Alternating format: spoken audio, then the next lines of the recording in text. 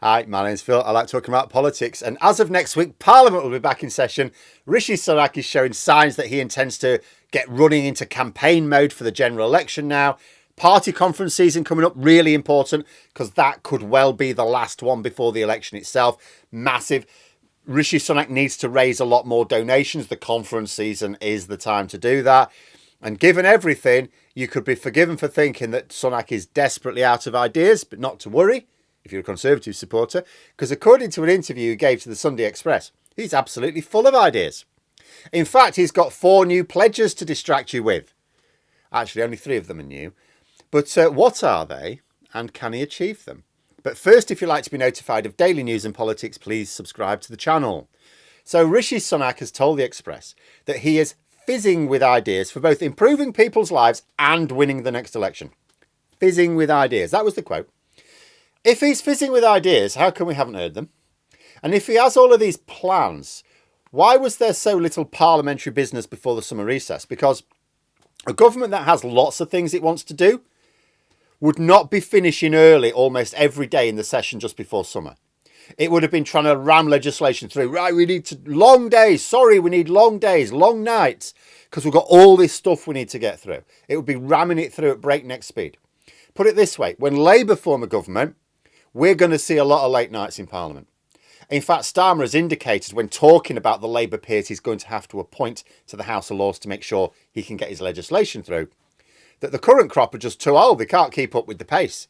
So he intends for them to have a hell of a pace. Whereas under Sunak, it's all been a bit lazy.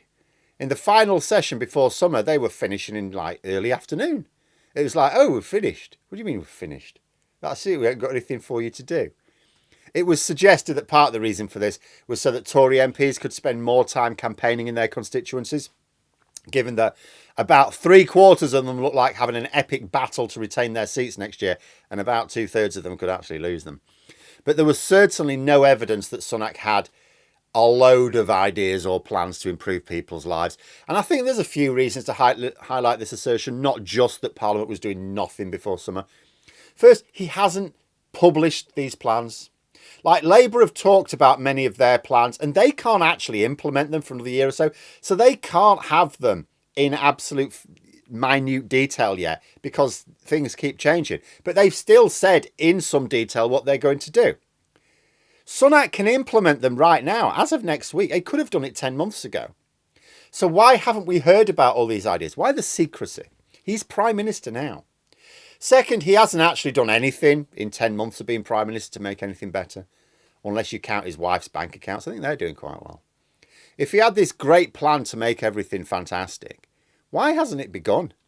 After all, even when he became Prime Minister, he was on a bit of a clock. There was no time to get his feet under the table. Third, he tried to present what sounded like more pledges to the Express without much mention of the ones he made at the start of the year, with one exception.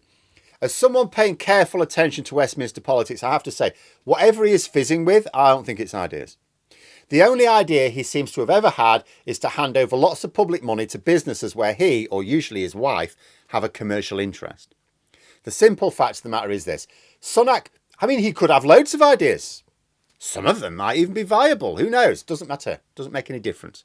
His party is so divided, he cannot actually adopt any policy which does not meet the almost universal approval of his MPs.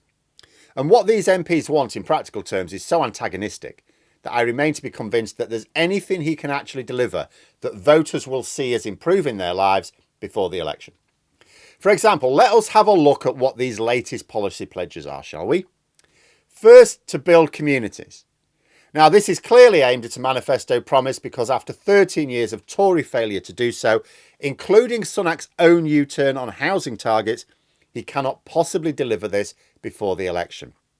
Apart from anything else, and in case people have forgotten, the reason Sunak dropped the housing targets is because his MPs rebelled against them. We don't want new houses, they said. Well, those same MPs will rebel against them in the next Parliament if he does somehow win the election. So this is undeliverable. How are you going to develop new communities without new houses?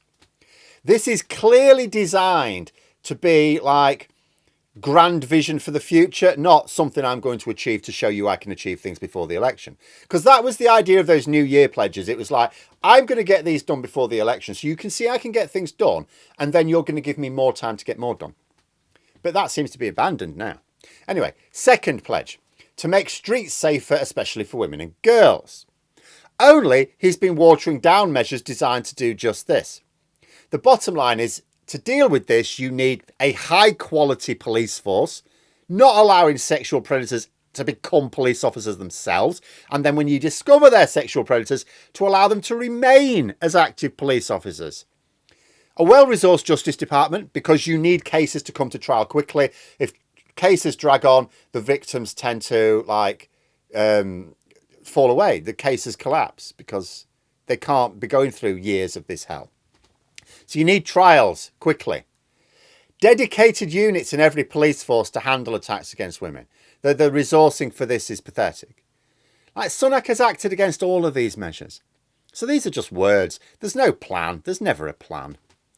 Third, slay the beast of inflation, he said. The only one of his original 5 pledges he dare mention because he thinks it will still halve this year. Now, it may do, but he's running into trouble with this one. I intend to talk more in another video about how Labour think they've got Sunak trapped on this. And the more he boasts about it, because this is the thing he's going on, Sunak is trapping himself because inflation is the only one where he might meet one of those 5 pledges to halve it, even though he's done nothing for it. But the more he bangs on about it, the worse it gets for him. But I'll explain more about that in another video. But the point is, he's had no policies to deal with inflation. He could have done, but he didn't. And he was pressed about this by a journalist recently. And he argued, oh yes, I know I haven't done anything about inflation, but I have actually helped because I could have made it worse and chose not to. This is a bit like someone claiming they saved, oh, I've just saved your life there. What do you mean? What did you just do? Well, I could have stabbed you to death, but I chose not to. So I've just saved your life. It's like, no, that's not how it works. And fourth, tougher sentencing for sexually motivated murders. The classic lock 'em up forever line, which is popular with voters, but ignores the fact that when people commit very serious crimes like this, they're not thinking about the punishment. They don't expect to be caught or punished.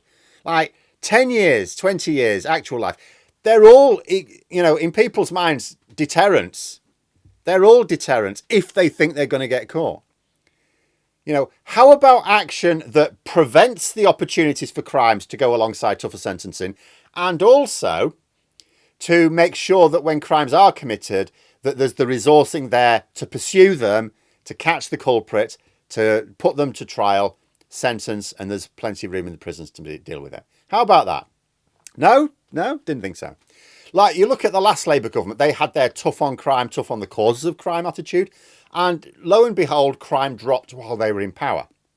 The Tories just say tough on crime. And crime has massively increased in England and Wales. It's no coincidence.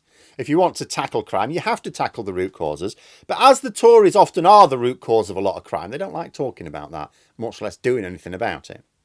Still, this is at least one pledge you can accomplish before the election. If voters are going, oh, the tougher sentences, that will do it, and there's a distressing number who do, then that's, whether it's appropriate or not, his government can easily get that measured passed in Parliament.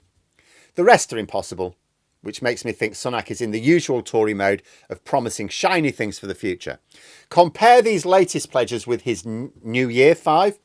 The ones at New Year were going to be things he was going to achieve before the election. It looks like at least 4 are probably not happening. But they were the sorts of things he could have achieved before the election to show he can get things done. These new ones, with exception of the last, are not. They're long-term projects. And I include the inflation in that because with this latest one, it's not about halving inflation. It's about, he says, slaying the inflation beast. So getting inflation back down to under control. Well, it may have halved this year, but that's still really high. It's not going to get back down to reasonable levels, which is defined by the government as below 2%. That's not happening before the election. That's not happening for years.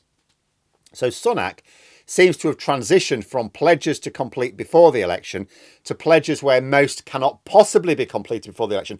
Even if he had a plan, even if he was serious, even if his MPs got behind it. Impossible to do before the election. In other words, he's now falling back on Boris Johnson's trick. Yes, this is what he said in 2019. Yeah, everything's terrible. I recognise that it's my Tory predecessors who made it terrible, but I'm different. I'm on your side. I'm going to do all these great things. That was Johnson's pitch in 2019. It is also Sunak's now. He's recently started to talk about how he does things differently to distinguish himself from his predecessors. He did it in a talk to a group of workers a while ago, this summer. He's also used the line in the Express interview. So it's a line that's been repeated. So it's clearly a deliberate tactic. I do things differently. It's an attempt to persuade voters that he's not the Conservative Party that has destroyed their country and living standards, but something new. As if voting Conservative is voting for something new. Oh, you want to vote this terrible Conservative government out? No problem, just vote for the new Conservative government. The Mark III model is nice, you see.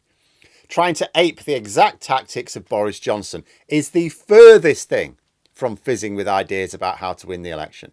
It worked for Johnson because of a combination of factors, none of which exist now. Far from fizzing with ideas, this is the last desperate gambit of a political novice way out of his depth who has absolutely no ideas left at all. But there we are. Those are my thoughts. Let me know yours in the comments below. I hope you found the video interesting. If you did, please click the like button.